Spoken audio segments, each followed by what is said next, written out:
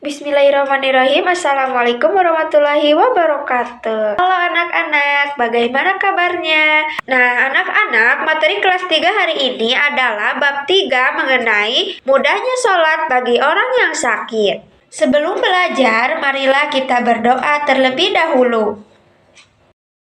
Robbi zidni ilman warzuqni fahman. Ya Tuhanku, tumbuhkanlah kepadaku ilmu dan pemahaman yang baik.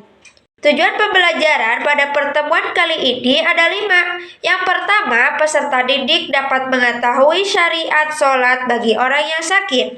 Yang kedua, peserta didik dapat mengetahui cara sholat bagi orang yang sakit. Yang ketiga, peserta didik dapat mengetahui pentingnya sholat bagi orang yang sakit. Yang keempat, peserta didik dapat mengembangkan empati dan peduli terhadap orang yang sakit. Dan yang kelima, peserta didik dapat mengaplikasikan ilmu sholat bagi orang yang sakit dalam kehidupan sehari-hari.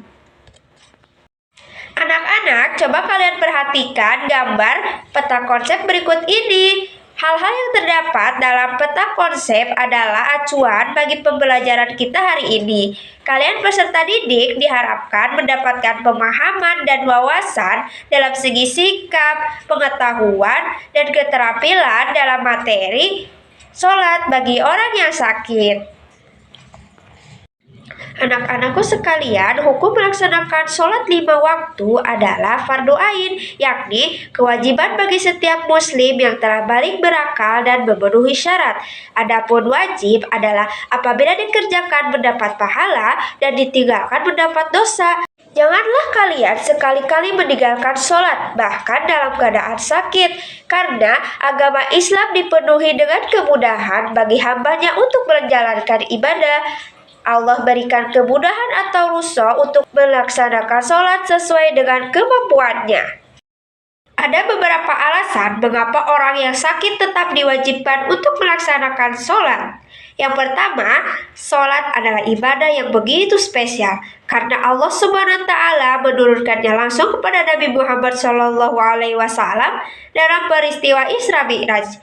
2. Seorang yang sakit diwajibkan sholat dengan melaksanakan gerakan dan posisi sebisa dan semampunya. Nabi Muhammad SAW bersabda, "Idza amartuhum bi amrin fa'tu minhu mastata'tum." Artinya, jika kalian diperintahkan sesuatu, maka kerjakanlah sebisa yang kalian lakukan. Kemudian yang ketiga, pada prinsipnya, apapun bacaan atau gerakan yang bisa dikerjakan, maka wajib dikerjakan. Kemudian yang keempat, dalam konteks sholat 5 waktu, tidak mengenal yang namanya prinsip kerjakan atau tinggalkan.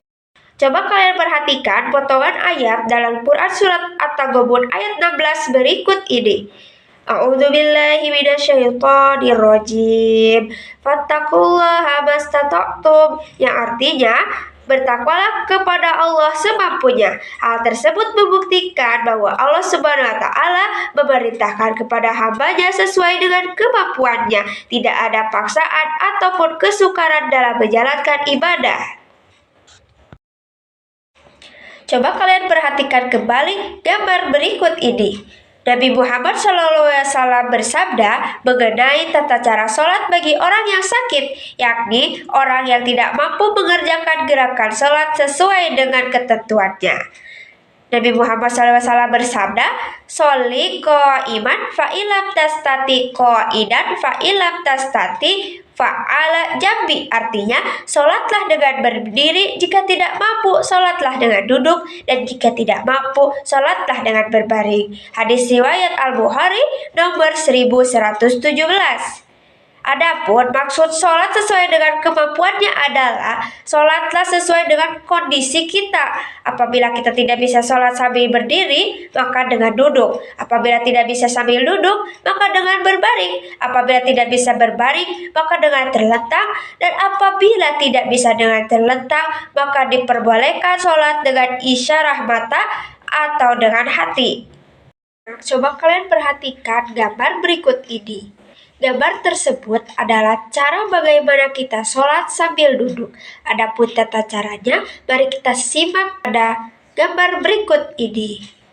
Tata cara sholat sambil duduk yang pertama adalah duduklah kalian sebagaimana tahiyat awal atau duduk iftirosi. Kemudian takbir seperti biasa, dan untuk ruku kalian condongkan badan ke depan sedikit dan sujud seperti biasa dan lakukan seperti yang tadi diulang-ulang. Coba anak-anak perhatikan kembali gambar berikut ini. Gambar tersebut adalah cara bagaimana kita sholat sambil berbaring. Tata caranya adalah hadapkanlah badan kita ke kiblat, kemudian untuk ruku dan lain sebagainya cukup menganggukkan kepala atau mengedipkan mata, atau apabila tidak bisa maka cukup dengan hati. Anak-anak, coba kalian perhatikan kembali gambar berikut ini. Gambar tersebut adalah cara melaksanakan sholat dengan sambil tidur terlentang. Apabila kalian tidak bisa sholat sambil berbaring atau menghadap ke samping, maka kalian bisa tidur sambil lurus atau terlentang. Adapun gerakannya, kalian bisa melakukannya dengan menganggukkan kepala atau mengedipkan mata, atau apabila tidak bisa cukup dengan hati. Allah Maha Baik kepada hambanya, sehingga begitu banyak kemudahan yang diberikan agar dapat menjalankan segala perintahnya, terutama dalam hal ibadah. Terdapat hikmah dari mudahnya sholat bagi orang yang sakit. Yang pertama adalah menunjukkan bahwa Islam adalah agama yang mudah. Yang kedua, agar umat Islam dapat melaksanakan setiap kewajibannya dalam keadaan apapun. Dan yang ketiga, menunjukkan bukti bahwa Allah Subhanahu wa Ta'ala sayang kepada hambanya. Sebagai kesimpulan, sholat bagi orang yang sakit terdapat syariat dan cara yang khusus bagi mereka untuk melaksanakan ibadah. Terdapat 4 hal utama yang dapat kita simpulkan. 1. Wudhu dapat dilakukan dengan mudah, yakni menggunakan air yang telah disiapkan atau bertayamum. 2. Sholat dapat dibantu oleh orang lain. 3. Sholat dapat dilakukan dengan cara duduk atau berbaring. Dan yang ketiga, seorang yang sakit harus berusaha untuk melaksanakan sholat sesuai dengan kemampuannya. Terdapat pesan atau hikmah yang perlu kalian ingat, bahwasanya Allah Subhanahu wa Ta'ala tidak pernah memerintahkan sesuatu kepada hambanya, melainkan sesuai dengan batas kemampuan hambanya. Jadikanlah sholat sebagai bagian dalam dirimu. Ingatlah bahwa Allah selalu bersamamu, maka hatimu akan terasa tenang dan damai.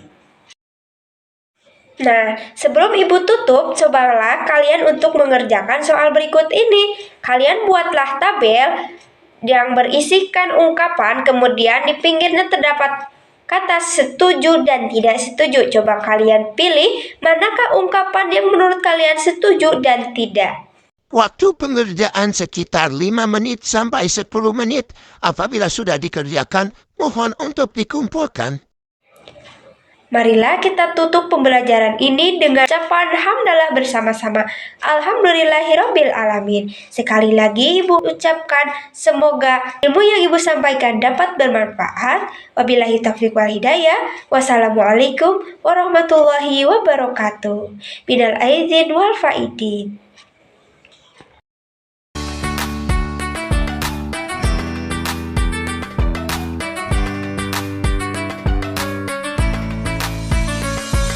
Terima kasih sudah menyaksikan.